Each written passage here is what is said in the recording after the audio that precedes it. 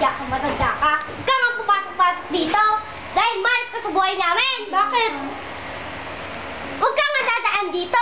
Kasi doon ka sa likod dumaan. Wala kaya ka. Anong pagkukulang ko sa'yo, ha? Eh, bakit? Pinapakain mo pa ng sardinas ang anak ko. Eh, allergy nga siya sa sardinas. Ay, bakit alam ko? Hindi. Eh, inalagaan mo nga yung asawa ko, pero pinabayaan niya. Ikaw ang dahilan kung bakit namatay ang nanay at tatay niya. Ay, anak ko! Oo! Yaya ka niya! 8 years! Hindi ako Diyos! Oo, di ka nga Diyos! Pero, hindi ka, di maaari na pumasok ka sa bahay na to! Lumayas ka! Ako yan dito! Gusto niya, siya lang anak ng Diyos! Siya lang mabubuhay! Kasi siya, anak siya ng Diyos! Huwag kang mangailang anak ako! Huwag kang mangailang ananin! Dahil, ingat ka baka lumipad ka baka alas buto mo!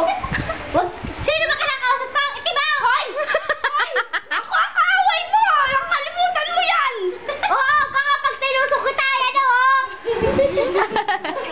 Hindi mo alam ang pinagdadaanan ko! Oo, alam mo ang pinagdadaanan mo, pero lumayas ka na sa pababayan mo! Huwag mo ako sisigaw-sigawan dahil ay ang gulay na hawak mo, itatapon ko yan! Pinakapag ko yung tapon ko, yayayama ko yan!